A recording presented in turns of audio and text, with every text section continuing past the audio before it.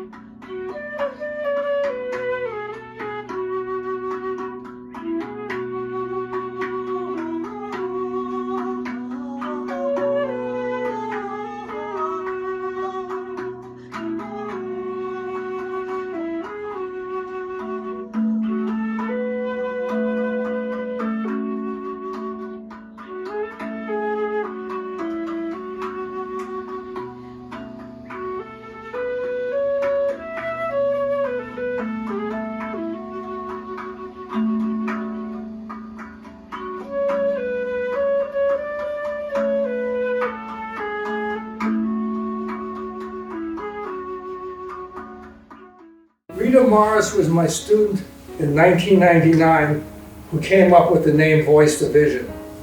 We were doing an undergraduate research project with her, and I told her I'm going to start a project, and I couldn't think of what to do with. So I said, people telling stories and then turning them into visuals. And she went, well, that's Voice Division. The term Voice Division, the voice is the voice of the storyteller. And the vision, which is, of course, that's a visual word, is the piece that finally emerges from it.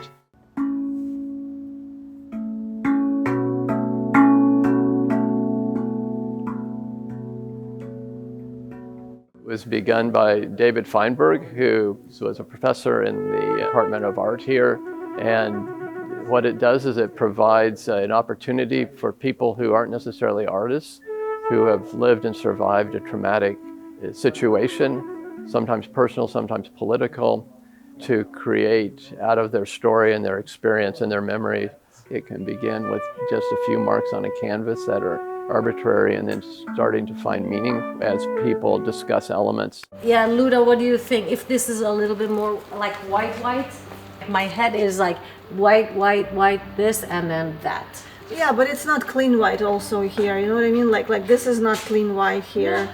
It would also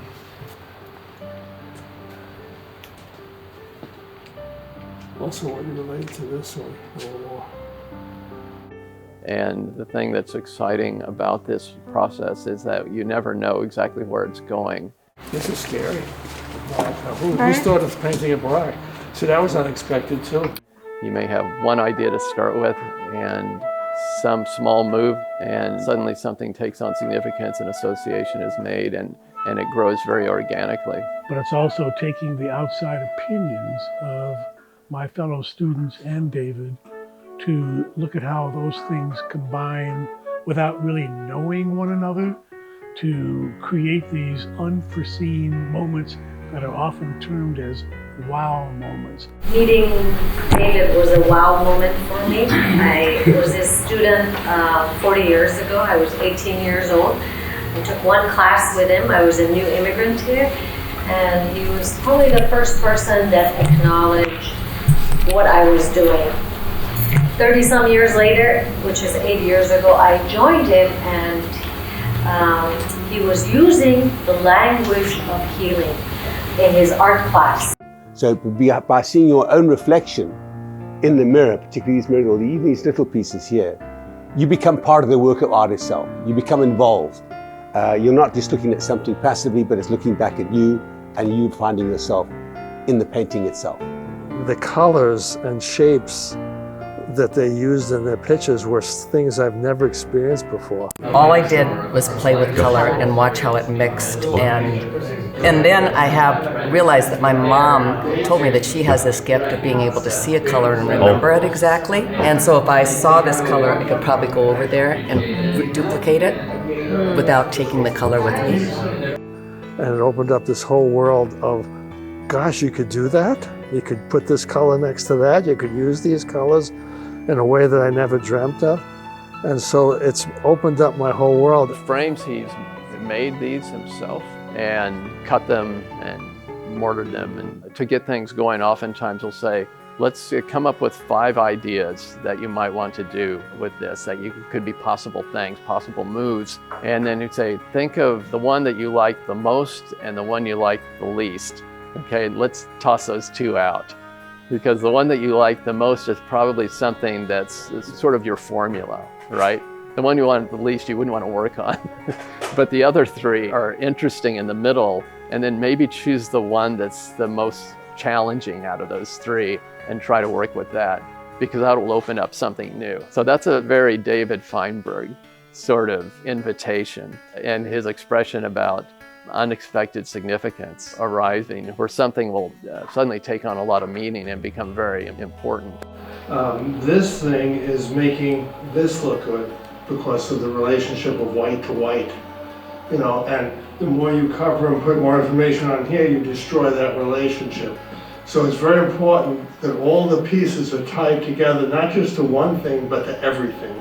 And that's the key to making art, is the idea that a work has presence. In other words, you feel something when you look at it, and it can't be described in words.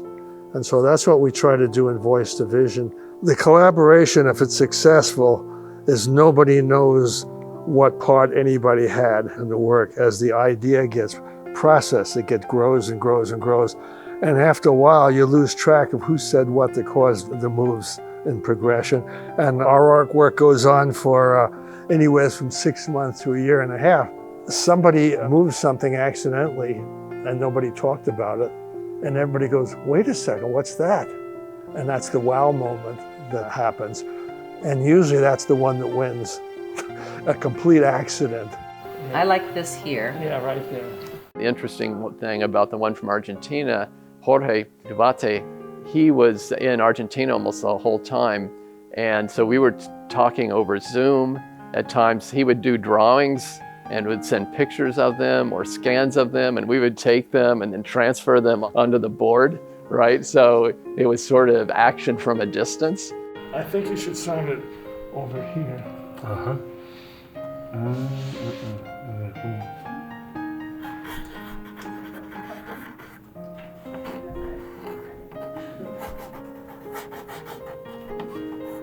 Right.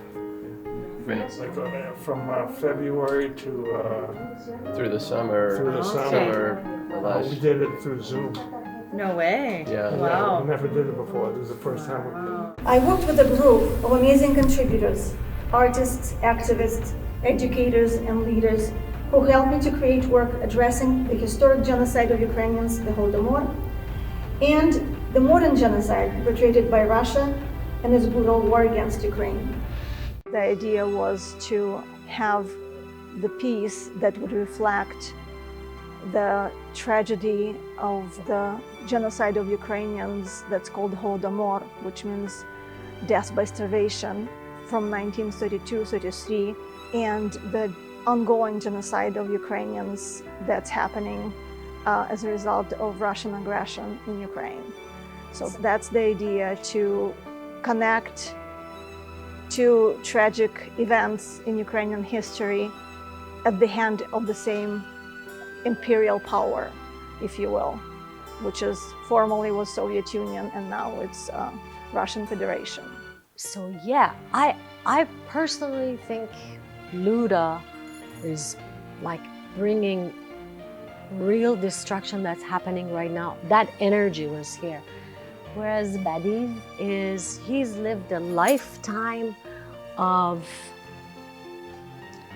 acceptance of so much hostility and his resilience, his family and what they have had to go through, so much to let go of, and yet still rise up and have such a positive view of humanity still. In fact, this is one of it's close to what I wear and I like it, blue color. Blue color is my favorite.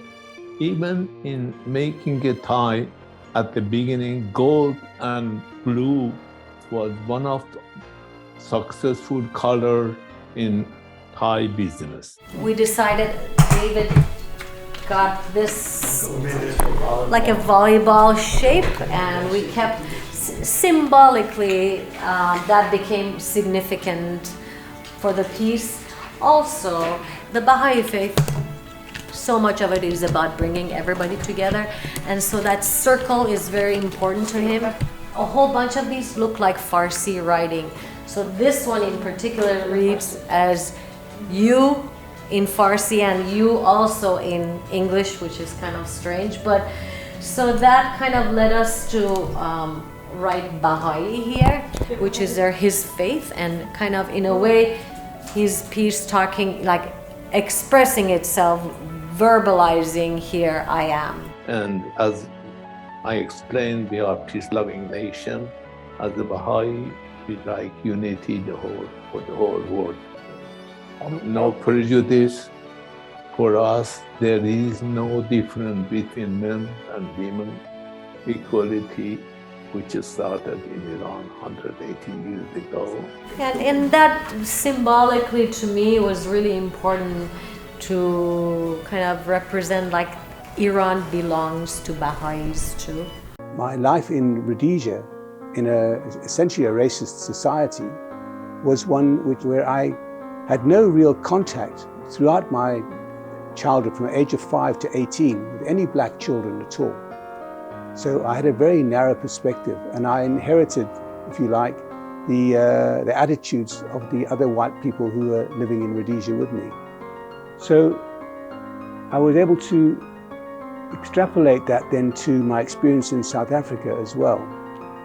When I was in Rhodesia, one of my friends in high school was a Jew who had a more liberal attitude than I had, and he eventually introduced me to the idea that I could actually engage with black people.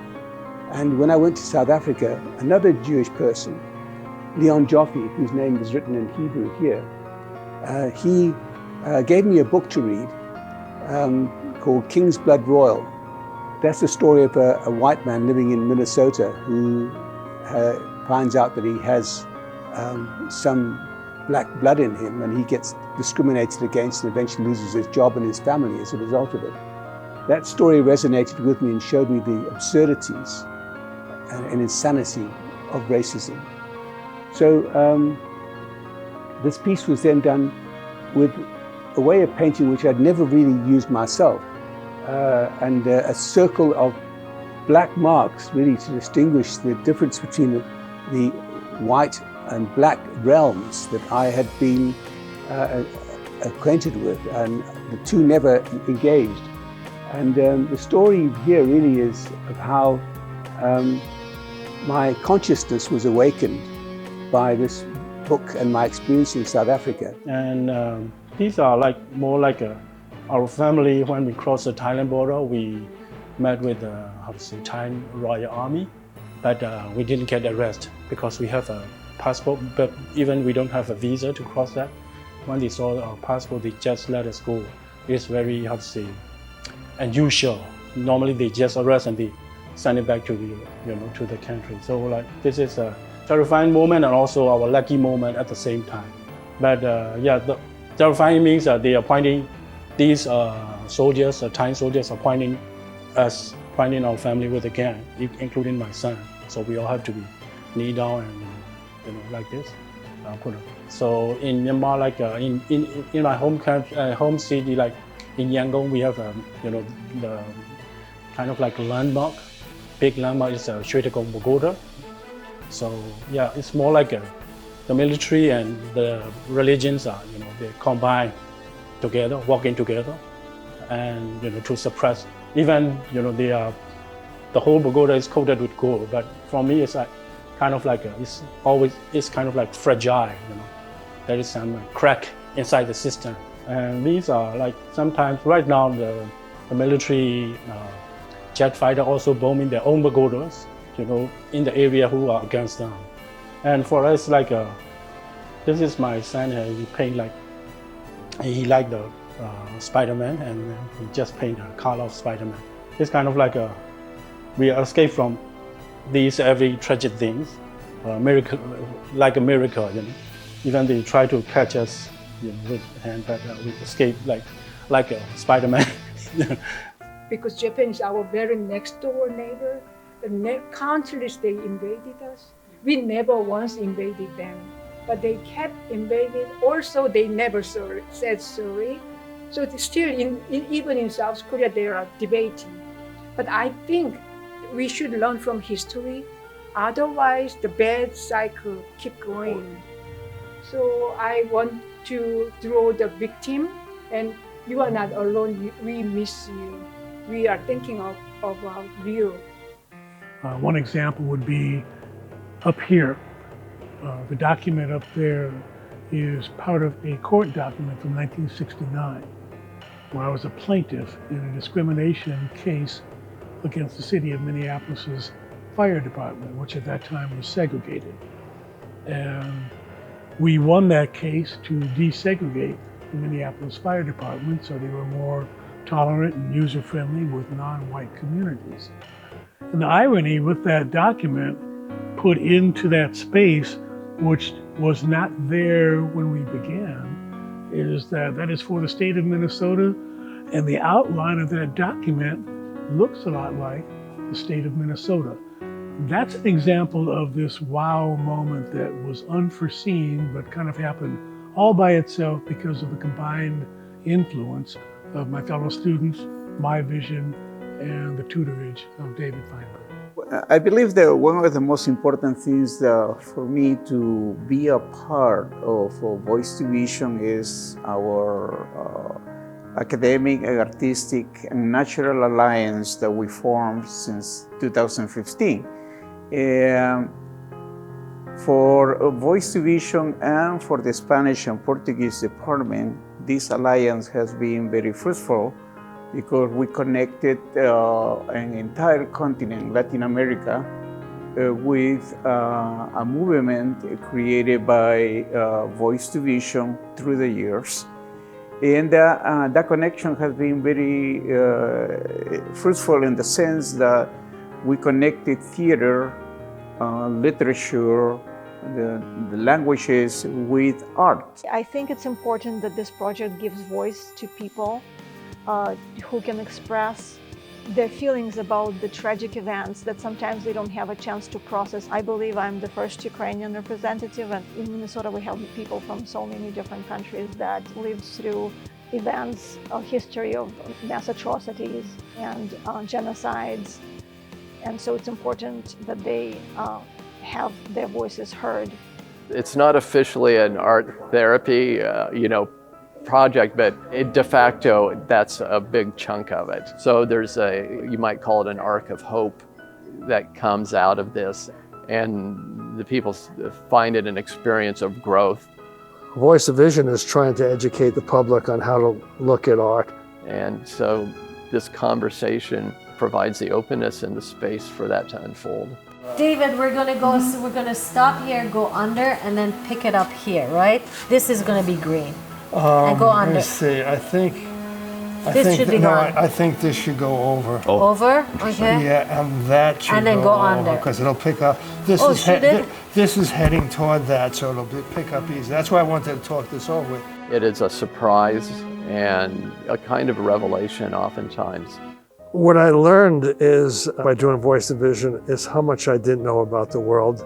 When I'm a professor at the U, I'm supposed to know more than the average person about the world. And as I met different people from different cultures, all of a sudden I became a historian. This has taught me the universality of humanity that exists in every group. And working collaboratively is a way to let go of our own preconceived ideas and actually listen to somebody else's perspective. Biggest thing I learned from that process is like, try to be more simple and try to be more honest and try to be more open, and tell your own story. And let the young people learn about the history. Yeah, because if we don't tell the truth, no one tells the truth. And we're not interested in how technically excellent a person is who's telling a story. Sometimes the most naive marks or drawings that it can be stick figures can be the most expressive. Well, you don't have to know anything about art.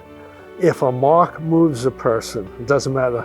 There's no such thing as bad drawing. That's a prejudice based on a cultural indoctrination that people have when they're young, and therefore, unless it's done this way, it's not any good. Well, these are the last 8 paintings that we did when we started the Hub. There's 93 other artworks since 2002 that we've donated to the Center for Holocaust and Genocide Studies. And again, it's easy to remember the worst things, the fact that the process oftentimes brings up some small but very important, significant redemptive moments where somebody's kindness made a huge difference is very healing for many people and cathartic.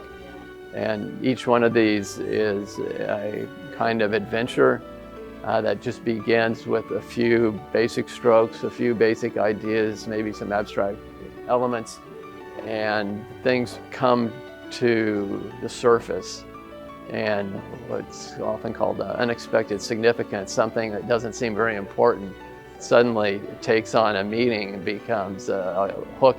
Looking back, suddenly something that we didn't realize was really important at the time suddenly becomes important, and often in these works become a kind of testimony and a memorial, but also a pathway for people for healing. And it's been a transformational experience for many people. I guess it would really have to come back to the collaborative nature of people bringing up their ideas and talking to each other about them. Because as an artist myself, we often do really work in isolation, and it's just us and our canvas. And so doing art work collaboratively with other people was really the standout. And I think what David and I realized when we first started working together is that despite the fact that we have really different art backgrounds, because he has an artist background and I'm a lawyer and a theologian, that we spoke the same language. I think we understood that there was a kernel of substance in everything that we were doing. That there was a way that people came together and were able to talk about something that was very difficult through this medium, and that in doing so, it created a community as well. I'm just curious, what do you think is the underlying thing when it comes to that one thing that ties you together? Is it community, bonding, or is there some collaboration, relationships, or what is your thought? Love. You've heard some very powerful and personal stories. These stories are who each of you are. And whenever you give a presentation to an audience, wouldn't it be great if you started your introduction with these stories? And I think that the audience will be very empathetic to listening to what else you have to say. And this is the way we should do it. Rather than reading all your credentials, which a lot of times puts people to sleep. So this goes back to David's point about empathy and that wow. I think when that man walked into that space and saw the artwork on the wall, met the survivors that the stories came from, and then heard Murray express himself in that way openly in this big room full of people, he had to sit there and really think about what his person was, where his beliefs, that bias, that intrinsic bias that we all carry with us, where it's coming from, and how to change that. So I really think that collaboration doesn't just start and end with the storyteller. It doesn't start and end with the artists that do the artwork, and it doesn't end with the artwork itself. That artwork lives on and it breathes. It has life to it.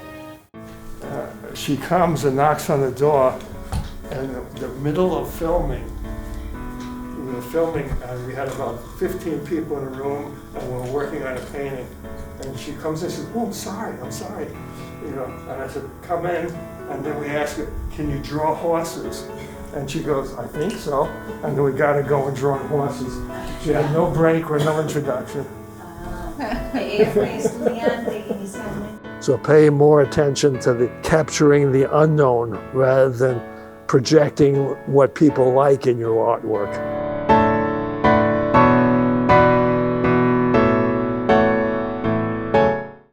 Following the long tradition of collaborative projects, David Feinberg, Voice to Vision, and I, Luis Ramos Garcia, from the State of Ibero-American Studies series, has been working together since 2015, supported by the Grand Challenges Research Project and the Human Rights Initiative Grant. Truth must be found, not contrived or preconceived. Seeking truth is the way to originality. The only true thing a person has is their unique perception of the world. Working as the longest-serving art teacher at the University of Minnesota has been quite a ride. Every one of the 5 decades at the university was like living in a different world. A crazy roller coaster ride through time, sometimes being compared to bumper cars and other times being close to the stars on top of the Ferris wheel. I wouldn't change a thing. It was the best education in understanding the evolving world and its values for good or bad. I wish to thank the University of Minnesota for giving me the academic freedom to pursue my childhood dream of doing art for my entire life and being respected by the institution and the Minnesota community. What more could a kid from Brooklyn ask